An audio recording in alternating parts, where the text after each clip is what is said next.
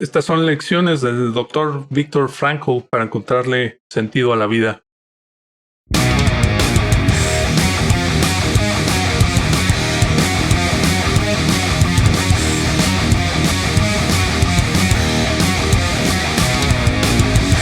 Me encuentro en este momento aquí con Sergio Vera y con él vamos a platicar sobre este libro de Viktor Frankl.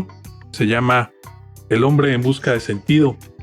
Es un libro sobre el sentido que tiene la vida y esto puede ayudar mucho cuando pasas por situaciones adversas, ¿no? El libro yo lo veo en dos grandes partes. La primera parte es como un relato. El mismo autor dice que más bien es un tratado psicológico, pero yo lo veo como un relato de hecho muy ameno, aunque es algo sombrío, pero es muy ameno de leer. Un relato de él mismo como un prisionero en un campo de concentración nazi, Auschwitz, en el campo de concentración. La segunda parte del libro es, pues si estuvieras leyendo dos libros, porque se vuelve un poquito más técnico en términos terapéuticos y psicológicos y requiere otro nivel de atención a mí, o al menos esa fue mi experiencia personal, y yo creo que el mensaje principal es ese, ¿no? A pesar de las adversidades, de las situaciones difíciles de la vida, todo tiene un sentido y todo tiene un propósito. Nuestra vida y nuestra existencia tiene un sentido, ¿no? Incluso el sufrimiento por el que pasamos, ¿no? Entonces, pues vamos a platicar de este libro. En realidad son dos libros, ¿no? O sea, pues es un libro, en la primera parte que pues es un ensayo psicológico sobre el comportamiento humano, así lo dice, ¿no?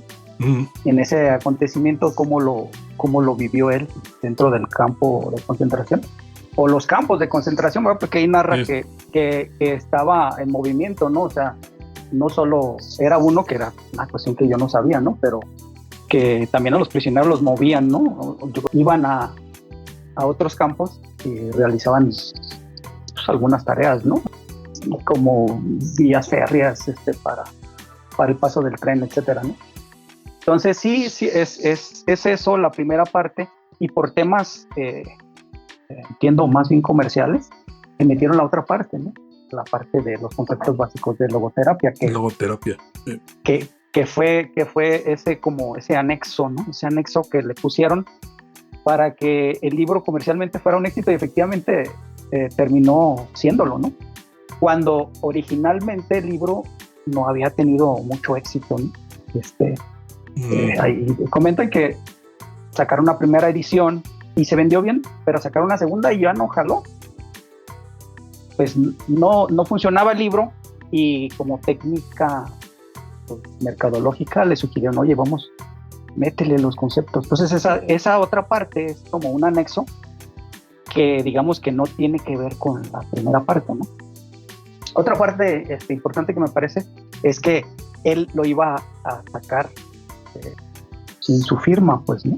Le iba a poner el informe del prisionero 119.104, ¿no? Punto que 104. Era su número, ¿no? Y entonces dijeron, no, mira, también cuestiones de mercado, ¿no? Es mejor que lo respaldes con tu nombre, etcétera, porque él también ya era conocido, ¿no? Ya tenía cierta reputación, al menos ahí en Viena, ¿no? De donde nació y donde estudió, ya tenía pues una cierta carrera, ¿no? Él forma parte de la tercera escuela, ¿no? Que es precisamente la escuela de la logoterapia o la terapia. Lo que en términos más modernos se conoce actualmente como terapia existencial, ¿no? Ajá. En este tipo de ambientes como académicos y donde están estas grandes mentes exportando ideas y generando ideas, hay mucha rivalidad, mucho choque. Y Viktor Frankl es curioso cómo Viktor Frankl no tiene esa característica, sino al contrario, ¿no? Él habla bien de Freud y habla bien de otras personas. Sí establece claramente cuáles son las diferencias entre lo que es la logoterapia o la terapia existencial, vamos a llamarla, y el psicoanálisis, ¿no? Que sí tiene diferencias bien marcadas, ¿no? Por su estatus de prisionero en un campo de concentración nazi, ¿no? Es una situación en la que yo no me la puedo imaginar. No. Porque pierdes todo, absolutamente todo pierdes ahí, ¿no? Pierdes la dignidad, pierdes tus propiedades, tu nombre incluso, ¿no? Porque te conocen por medio de un número, pierdes todo, ¿no?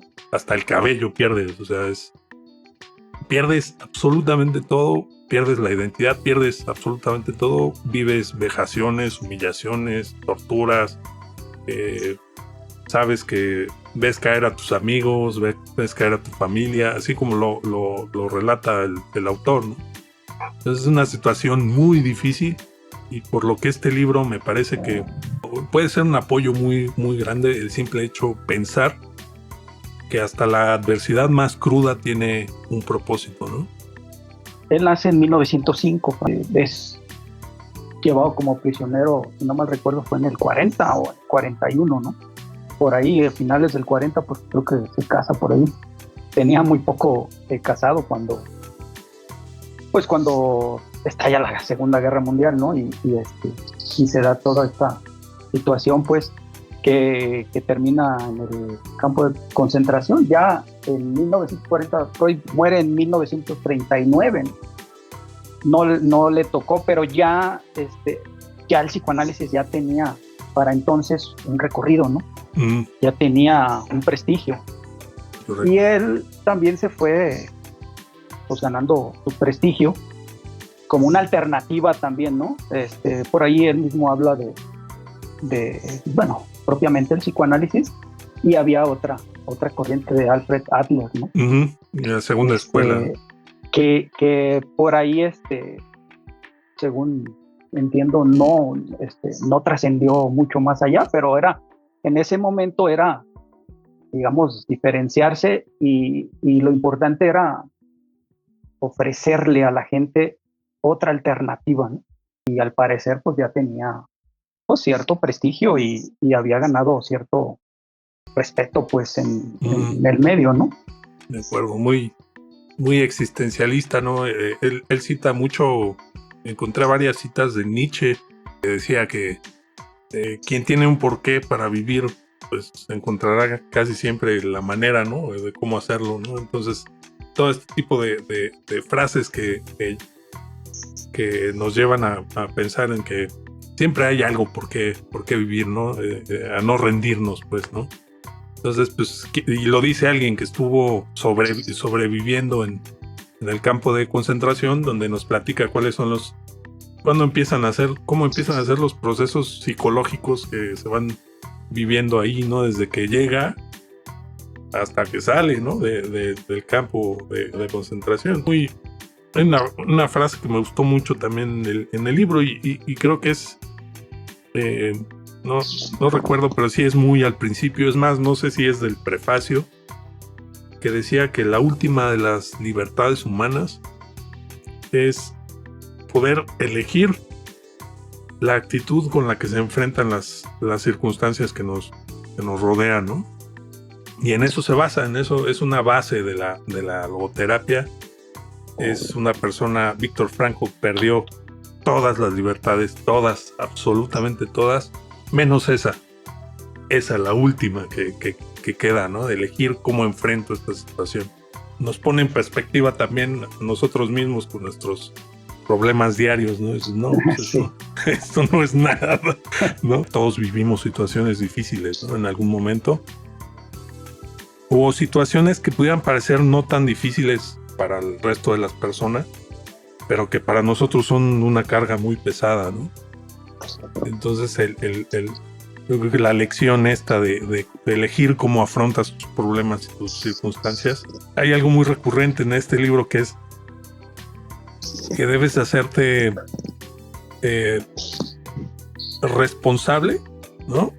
De aceptar tu sufrimiento, ¿no?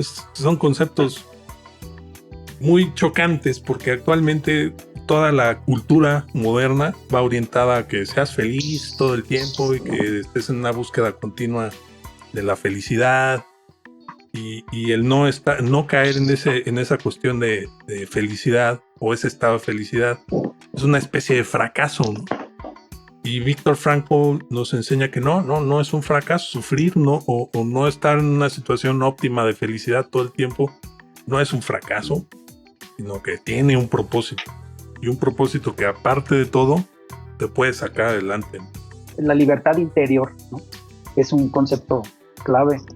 La libertad y la voluntad, ¿no? En su teoría. Como en cualquier situación tú eliges cómo vivirla, ¿no? O sea, puede ser una situación terrible como la que le tocó vivir a él, ¿no? Y a él y a muchos judíos, ¿no? Claro. Porque efectivamente siempre tienes esa elección. Pero a mí lo que me parece es ¿por qué eliges eso? O sea, es un paso atrás, es ¿por qué eliges eso? Hay una estructura psicológica, creo yo. Dice que cuestiona el psicoanálisis porque dice que es pandeterminista, ¿no? O sea, que ya todo está determinado y ya no es así. Y yo estoy de acuerdo en eso, no está determinado completamente, pero sí creo que nuestra libertad como seres humanos está acotada. Porque ya venimos, yo sí creo en eso que él critica, que dice, somos seres biopsicosociales, o sea, traemos la carga biológica, traemos la carga de la sociedad, del ambiente, la cultura, el momento en que viviste, bla, bla, bla, ¿no? Y todo es esa combinación con tu psiquismo, con tu estructura psíquica, ¿no? Es un poco más técnico la estructura psíquica que plantea Freud, el psicoanálisis, ¿no? De la personalidad del yo, el ello, el super yo, cómo estas cosas se ajustan con las pulsiones, o algunos llaman instintos, ¿no? Con las pulsiones básicas que tienes. Entonces, eso sí creo que no te determina, pero sí te influencia grandemente, ¿no? Hablando ya del libro, Los Capos, ¿no? Los Capos. Los capos no se hicieron capos de la noche a la mañana. Me refiero a que ya tenían una estructura de personalidad, una manera de ser, y por esa misma estructura fueron elegidos para ser capos. Es decir, los capos, eran los capataces, pero eran prisioneros también. Eran prisioneros también. Está bien interesante cómo plantea cómo era es una sociedad adentro del campo de concentración, ¿no? Es una sociedad en la que los capos, pues una especie de control, ¿no? De control poblacional de todos los prisioneros ahí, pero también son prisioneros, ¿no? O sea, sí, no son nazis, ni son oficiales, ni guardias, pero actúan como tales, ¿no? Y controlan, ¿no? Y disciplinan al resto de la población. Es muy interesante leer ese relato también, por esa parte. Sí, ¿no? A mí me recordaba, no sé si a ti te tocó, ¿no? Por ejemplo, en la secundaria elegías a los jefes de grupo, ¿no? Exacto. Y el jefe de grupo, bueno, a mí que me tocó ser jefe de grupo en la secundaria, en tercera secundaria, era, pues tú ahí encárgate de que teníamos que limpiar, por ejemplo, el salón, y entonces teníamos que quedarnos, ¿no? Entonces, esta psicología de la estructura, de las autoridades, ¿no? De la autoridad que tiene esa persona que pongo ahí, y volviendo al tema de la estructura psicológica que tiene para que esa persona pueda desempeñar esa función que se requiere en ese momento, ¿no? Que puede ser el jefe de grupo o puede ser el capo, ¿no? Del campo de concentración, o en el trabajo es el gerente, ¿no? El jefe, etcétera, ¿no? O sea, esta parte, por eso digo yo, llegas ahí con una estructura, ya llegas ahí, llegas al trabajo, llegas a la secundaria, no estás determinado, pero sí estás formado, digamos. Formado, sí, exacto. Ya tienes una forma, entonces, ¿por qué no lo pusieron a él de capo, no? O sea, algo vieron en el capo, en esa persona que está desempeñando el papel de capo, a ponerlo ahí, y ahí explica también cómo es que también para ellos es una manera de supervivencia, ¿no? Es su manera ¿no? Hay un concepto bien interesante ahí que se llama, él decía que en el libro que nuestra única posición es la existencia desnuda, ¿no? O sea, de ahí para arriba, todo lo que vayas ganando pues es eso, es ganancia, ¿no? Pero realmente tu única posesión es pues, tú, ¿no? Tu esencia, de hecho, él pisa un terreno que incluso denomina como espiritual, ¿no? La vida al desnudo, o sea, y desciendes a un estado animal, decían, ¿no? Prácticamente. O sea, estás despojado de todo salvo de eso que te hace ser tú, tu individualidad, tu valor como persona, ¿no? Eso que nunca se pierde, y eso me parece a mí valioso, ¿no? Me parece que esa parte, o sea, es como una dignidad de siempre no dejes de ser tú, ¿no? Por ahí algún filósofo por ahí decía que llega a ser quien eres, ¿no? Ese es tu triunfo, ¿no? O sea, no pierdas tu esencia, no pierdas lo que eres, ¿no? Lo que nos mueve, lo que nos motiva. Entonces eso es otro de los pilares, porque atravesando por todas estas adversidades, al grado de llegar a un punto en el que tuvo la oportunidad de escapar, ¿no? En alguna situación, y sintió un conflicto a la hora de tomar esa decisión, sintió un conflicto y a última instancia él determinó, no me voy, me voy a quedar. Y ya había aprendido, ¿no? que su esencia de alguna manera era ayudar a otros a pasar por este infierno, ¿no?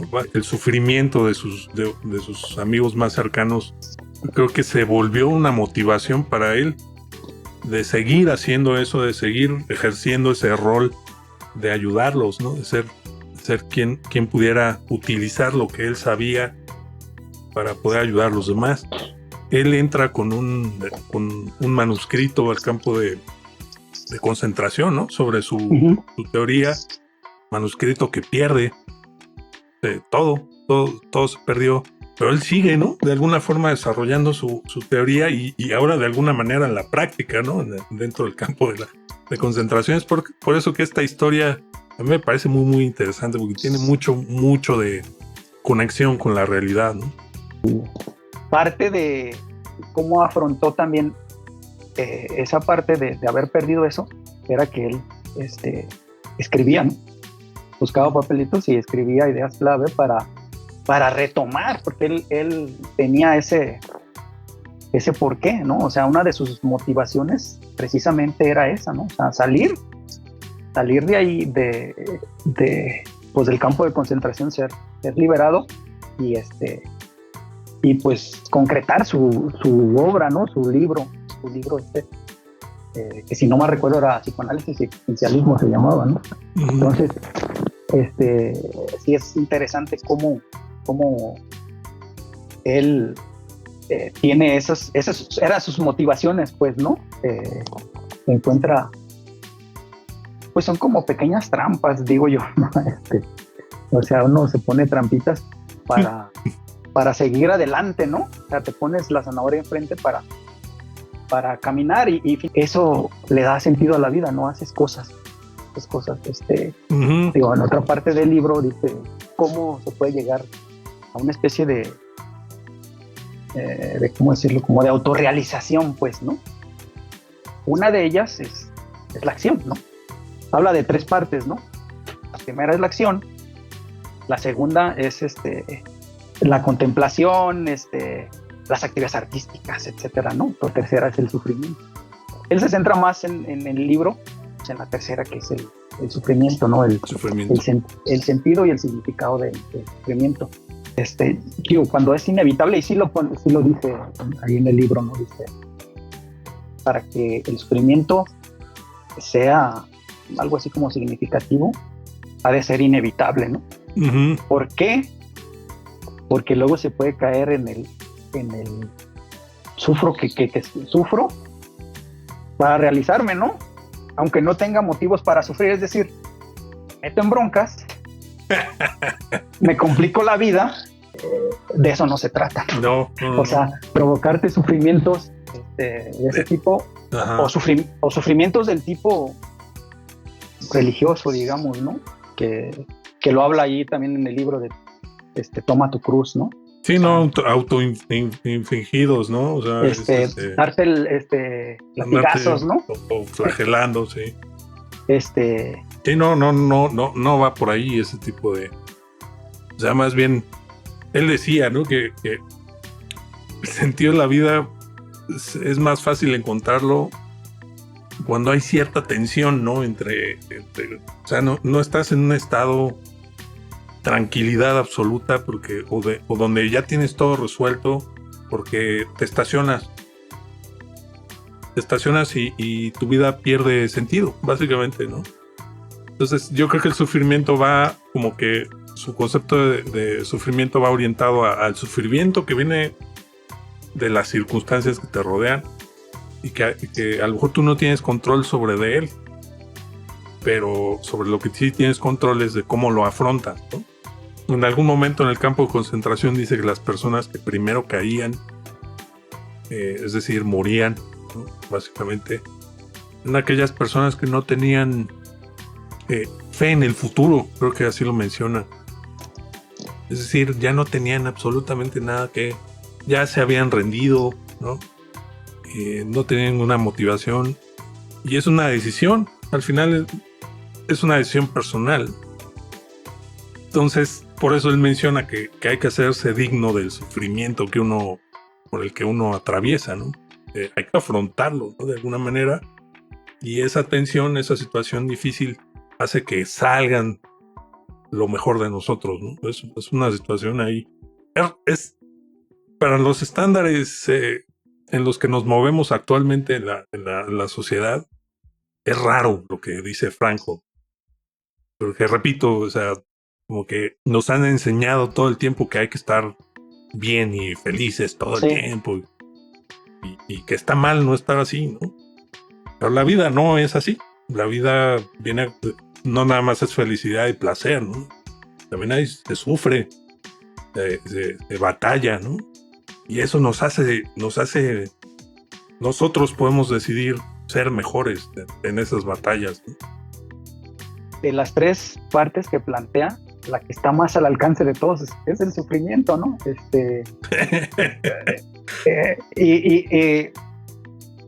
También hay gente que es masoquista, ¿no? Sí, ¿no? Entonces vamos a sufrir, ¿no?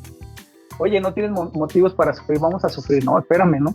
No sí, es por ahí. No. Porque sí puede prestarse eso a confusión, ¿no? No se trata de sufrir gratis. Gratuitamente, ¿no? Pero efectivamente, pues la vida es esencialmente sufrimiento, decía Schopenhauer, o sea, esa es la esencia de la vida, ¿no? ¿Por qué? Pues desde que nacemos, pues hay que empezar a respirar y el llanto y es un trabajo adaptarse a los estímulos externos y todo, desde que nacemos hasta que morimos, ¿no? Siempre hay sufrimientos de diferentes orígenes. Magnitudes. Y magnitudes también. El origen puede ser un sufrimiento, pues, ¿cómo decirlo? Irreal, una fantasía, ¿no? No puede ser realmente, pero sí de esa no nos escapamos, ¿no? Es uno de nuestros signos como humanidad, es el sufrimiento, ¿no? Hay otras cosas como el sentido de la vida, que yo lo veo como algo muy elevado, o sea, creo que sí complementa a otro tipo de teorías, porque apunta a algo, a la realización, a la autorrealización de la persona, ¿no? No solo al seguir existiendo, pues, no, sino tener, entonces no es como que dice, y lo dice, no es para todos tampoco esto, ¿no? Uh-huh. Es algo que pues que logra muy poca gente realmente, ¿no? Es algo complicado realmente lograr la autorrealización, pues, ¿no? A través del sentido, encontrar el sentido de la vida, ¿no? Creo que es lo más, es que pareciera que es algo como esto de echarle ganas, es una cuestión de echarle ganas o incluso ser resiliente, ¿no? Incluso, ajá, que para mí la resiliencia no es lo mismo, que de lo que estamos hablando, porque te lleva a aceptar cosas que sabes que no van a cambiar pero que las tienes que soportar, las tienes que aguantar. Y esto me parece que es diferente, ¿no? O sea, involucra ganar conciencia en muchas cosas. Y según Viktor Frankl, hay que ganar conciencia del sufrimiento, ¿no? Y de quién es uno cuando llega a ese sufrimiento, ¿no? Él dice, hay dos tipos de personas, ¿no? A través de su paso por su cautiverio. Dice, hay los buenos y los malos, los decentes y los indecentes. Hay que decidir quién quiere ser uno, ¿no? Esas son las decisiones muy internas, muy íntimas que uno toma en cada momento, ¿no? A diferencia de la resiliencia, porque la resiliencia, bueno, es una palabra que se puso de moda últimamente, ¿no? Sí, y hasta se considera como una cualidad, ¿no? Un valor. Como una virtud, ¿no? Una virtud. Yo lo entiendo así como me doblo, pero no me rompo, ¿no? Exacto. Sí. Y acá no, el sufrimiento, lo que plantea Frank es, más bien hay que asumirlo. Hay que asumir el dolor, o sea, ojo, que no buscarlo, como lo habíamos dicho, ¿no? Y claro, hay quien sí se rompe, ¿no? O sea, por ejemplo, en esas situaciones, muchos se rompieron, ¿no? Muchos, y no es tampoco condenable, ¿no? O sea, no. Muchos seguramente perdieron la esperanza, ¿no? Perdieron la esperanza, perdieron la cordura, ¿no? Tal cual, o sea, imagino esas situaciones, ¿no? Esas vejaciones, es más, ni siquiera poder comer, ¿no? O sea, siempre dice que decía Frank que el psiquismo de los prisioneros giraba en torno al alimento, ¿no? O sea, era lo primordial, ¿no? Para seguir viviendo, o sea, pero eso era algo no voluntario, ¿no? O sea, eso va más allá de nosotros, es una cuestión biológica también, como hablamos, ¿no? ¿Con qué estructura llegaste? ¿Con qué estructura psíquica llegaste? ¿Con qué valores? ¿Con qué ideales? Etcétera, ¿no? ¿Cómo llegaste ahí? Y eso no es que determine, pero sí influencia, pero enormemente, cómo vas a responder, ¿no? Incluso la gente que pudo haberse psicotizado o gente que pudo haberse lanzado, porque es lo que decía, de las primeras partes, el primer impulso, perdían el miedo a la muerte y tenían un impulso de lanzarse a las alambradas, de suicidarse, ¿no? ¿Por qué unas personas, o sea, cuál es la diferencia entre las personas que sí hicieron eso, o que sí se enloquecieron, o que sí se lanzaron a las alambradas, y los que no? O sea, ¿cuál fue la diferencia? ¿Solo la elección? ¿Solo la voluntad? Ahí yo lo dejo ahí como pregunta, ¿no? Como un cuestionamiento. ¿Solo es eso? ¿O hay algo detrás de todo eso? ¿No? Eso es lo que da este libro, da como mucho material para pensar. Y no nada más en esa situación en la que estás cautivo ahí en un campo de concentración, sino cuando sales también, ¿no? Finalmente llega la liberación, ya sabemos por los resultados de la guerra, y Viktor Frankl menciona que pues, esa tensión espiritual en la que estás, pues de repente, ¡pum!, ya no está.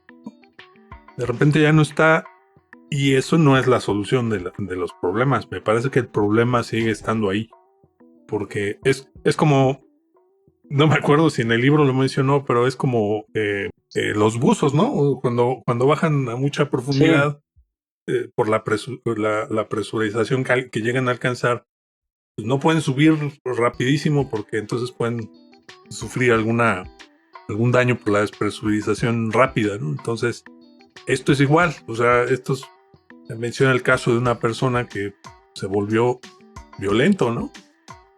Y se sentía con el derecho de serlo, porque él estaba sujeto, ¿no? Era un oprimido en ese campo de concentración.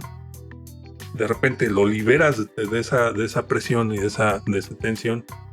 De repente el rol se voltea rapidísimo y de pasar a ser un oprimido se vuelve un opresor, ¿no? Una persona que, pero por lo que yo viví allá adentro, ¿qué? Pues, yo me merezco aquí, no sé, robarme esto, pegarle a esta otra persona, ser abusivo, ¿no? De alguna manera.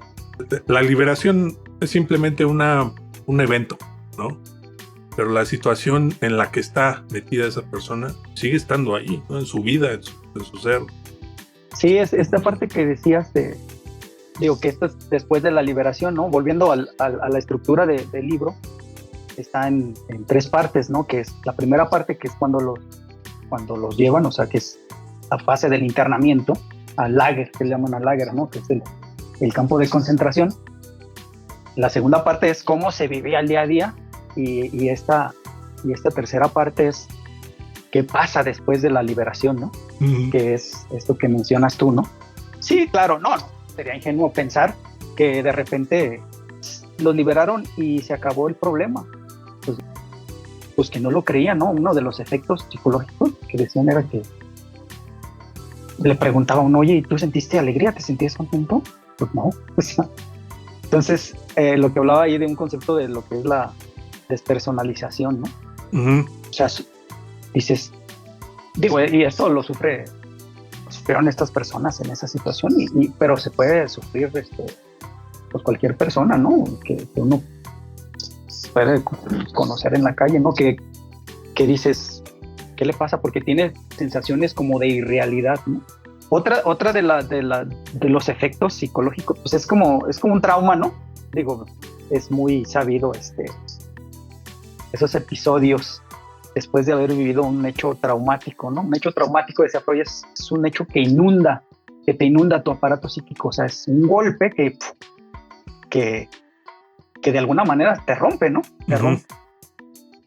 Por eso es un trauma, por eso se le llama trauma también a una fractura, por ejemplo, ¿no? Es un trauma, ¿no? Es un agente exterior que llega y te pega. Y te pega y te rompe, ¿no? Sí, modifica la estructura, pues, ¿no? Y esa parte no es de que, bueno, se acabó el golpe o se acabó la fractura. Pues no, no es así.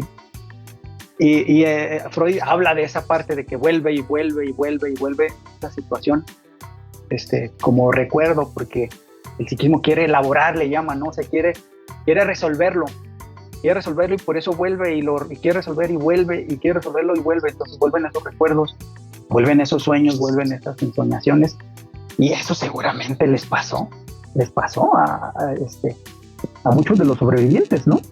Y finalmente, pues ya liberado, ya volviste a tu casa, ya estás, pero pues resulta que ya no existe lo que existía, ¿no? Tu familia ya no está, no tienes trabajo, todo está en ruinas, tus amigos, muchos murieron también. Qué difícil. Entonces, esa esperanza, esa añoranza que tenían de ser liberados para volver a ese mundo que no existe, ya no existe, ¿no? No es minimizar los sufrimientos que tenemos en nuestras vidas diarias, así como diciendo, pues, ¿cómo vas a comparar tus problemas con lo que vivía este señor en un campo de concentración? En esta vida moderna que llevamos, hay muchas personas con problemas de depresión, ¿no? De fuerte. Entonces, sí, probablemente no sea comparable, pero es digno de atención, ¿no? Yo creo que una buena conclusión, si quieres, vamos como concluyendo. Después de haber leído este libro, ¿cuál es el mensaje rescatable que tú tomarías y le mostrarías a cualquier persona que llegue a ver este video? Lo que destacaría del libro es, sin caer en el echaleganismo, ¿no? Sí, no. Es darle sentido a lo que estás viviendo, ¿no? Y trata de seguir adelante más allá de las adversidades que se te presenten, ya sea que no te dieron el like en el Facebook o que se te murió un ser querido, o que estás pasando por una enfermedad terminal, etcétera, ¿no? El mensaje importante del libro es: todas estas cosas tú les puedes dar un giro para hacerlas significativas para ti mismo, para tu vida.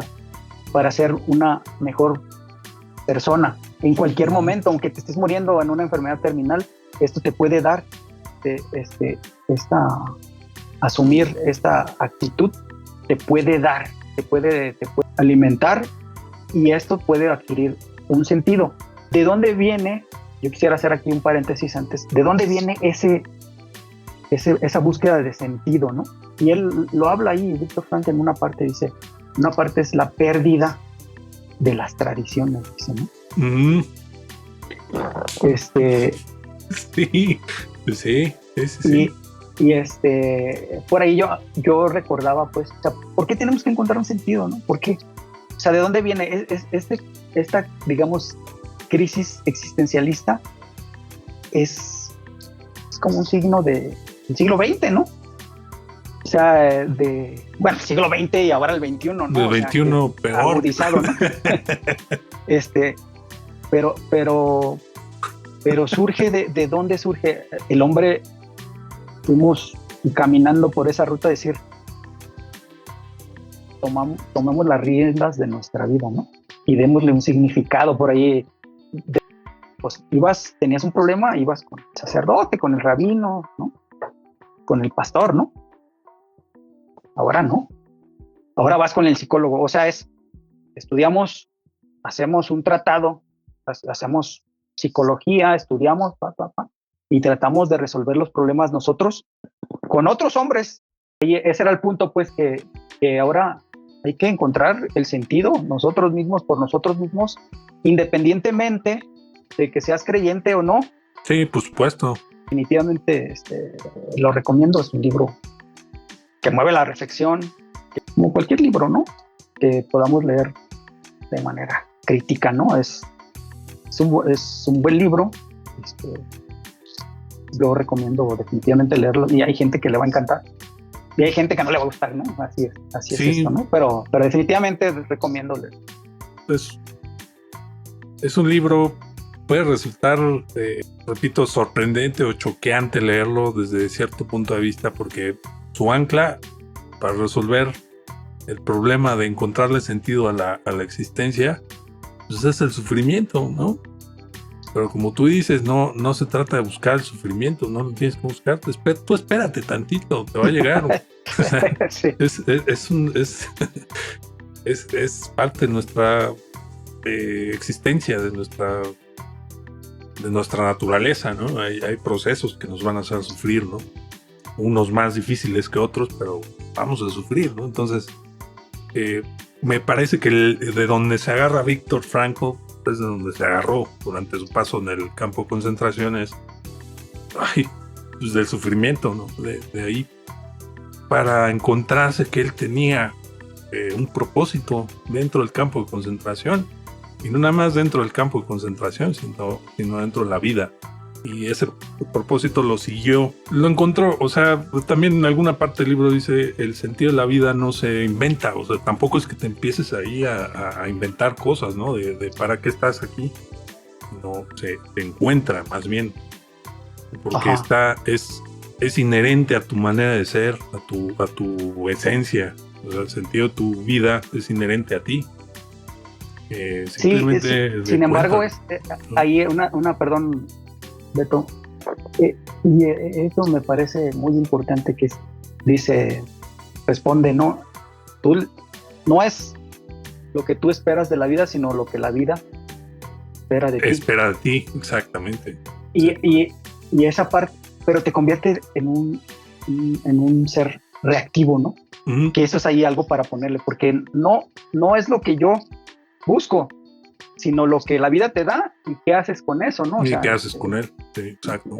Como dicen, si la vida te da limones, aprende a hacer limonada, ¿no? O sea, es lo que te da la vida, ¿no? Lo que te da, pero ahí el cuestionamiento es, te conviertes en un ente reactivo. O sea, no lideras, porque en otro tipo de existencialismo, como había leído algo de Albert Camus, la vida es absurda, dice. Es el absurdo, ¿no? O sea, la vida no tiene sentido. El sentido es una diferencia. El sentido tú lo generas, ¿no? O sea, yo genero ese sentido, yo se lo aporto. Ajá. Sí. Sí. Y Frank no es al revés, ¿no? O sea, tú respóndele a la vida, ¿no? Sí, sobre todo, pero me parece que no es en todos los escenarios, sino más bien en esas situaciones de adversidad, ¿no? En esas situaciones de adversidad es de dos, o te caes y ya no te levantas, ¿no? O te caes y te vuelves a levantar, ¿no? Siendo quien eres y aportándole a la vida con lo que tú le puedes dar, ¿no? Creo que es una buena herramienta. Habrá que estar un poquito más consciente de qué tanto la puede usar uno. Pero me parece que es una buena herramienta para darle un giro a la perspectiva con la que uno ve los problemas de la vida. Y eso así es como veo yo este libro. Yo no lo veo así como la panacea que va a ayudar a todo mundo a encontrarle sentido a la vida. Es un libro que te aporta elementos para decir, mira, es otra forma de ver los problemas, las adversidades, el sufrimiento por el que inevitablemente todos vamos a pasar o estamos pasando o ya pasamos incluso. Es otra forma, es abrir un poquito la mente. Pues, por eso les recomiendo léanlo, porque para ver otra perspectiva, otro punto de vista de una persona que se las vio realmente negras, ¿no? O sea, yo no me puedo imaginar lo que es vivir en una situación de esas, ¿no? Entonces, repito, no es que Viktor Frankl sea el descubridor del hilo negro o que la logoterapia sea la panacea, pero es otra visión, ¿no? Entonces, está interesante, da mucho material para pensar, mucho alimento para el pensamiento. Y a lo mejor una de esas, si tú estás viviendo una situación adversa muy fuerte, muy de mucho sufrimiento, en una de esas igual y encuentras algo en ese libro que te pueda ayudar, ¿no? Es lo que yo diría sobre este libro. No sé si tú tengas pues, algo más, algunas palabras finales, Sergio. Sí tiene elementos por lo menos interesantes, ¿no? Interesantes y de destacar y que pueden llegar a ser aplicables en la vida, ¿no? Digo, somos seres diferentes, o sea, somos tan iguales pero tan diferentes, ¿no? O sea, tenemos en común muchas cosas, pero también como ese tipo de libros pueden ayudarte mucho, ¿no? Y te hacen clic, y a una persona le hacen clic y a otras personas no le hacen clic. Yo lo que digo es, léanlo y bueno, ya sacarán sus propias conclusiones. Sus propias conclusiones, que tengan ideas. Simplemente uno puede hacer mucho con las ideas que entran en la cabeza, ¿no? Ya sean de este libro o de otros autores o de otras personas. Pero cuando uno busca ideas, pues uno está buscando algo, ¿no? Uno está buscando de dónde agarrarse, cómo resolver cosas. Y es una buena fuente, entonces yo lo recomendaría. Y quiero agradecerte, Sergio, gracias por platicar en este ratito. Me parece que es importante porque cuando lees tú solo, ¿no? Y ya te quedas con lo que leíste, pues está bastante bien, ¿no? Pero cuando lo contrastas con otra persona y escuchas las ideas y la interpretación que le da la otra persona, pues terminas de cerrar otros candados y te agradezco mucho este tiempo que le hemos dedicado a este libro. Y a las personas que nos están viendo, pues muchas gracias por su atención. Si esto les gustó, pues ya saben, ¿no? Les vamos a agradecer mucho el like y la suscripción. Así que muchas gracias, Sergio. No, pues muchas gracias a ti, Beto. Muchas gracias por la invitación y por la oportunidad de, como dices, de compartir ideas, vivencias, experiencias, todo en torno al libro, ¿no? A los libros, que es algo que nos gusta, ¿no? Uh-huh. Somos lectores y, como dices, compartirlo es muy enriquecedor porque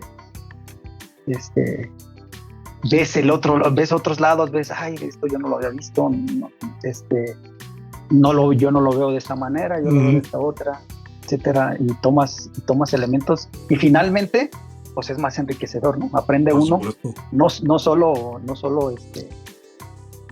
lo que uno piensa y lo que uno lee, sino es la oportunidad de contrastarlo, ¿no? Y es muy valioso. Muchas gracias por la invitación, y esperemos que vengan otras más. No, pues ya nos veremos ahí en otros más. Y próximamente, si nos siguen en este canal, vamos a hablar. Ya hemos hablado de algunos otros libros, así que chéquenlos. Y vamos a hablar de una obra maestra, Pedro Páramo. Nos vemos pronto. Bye.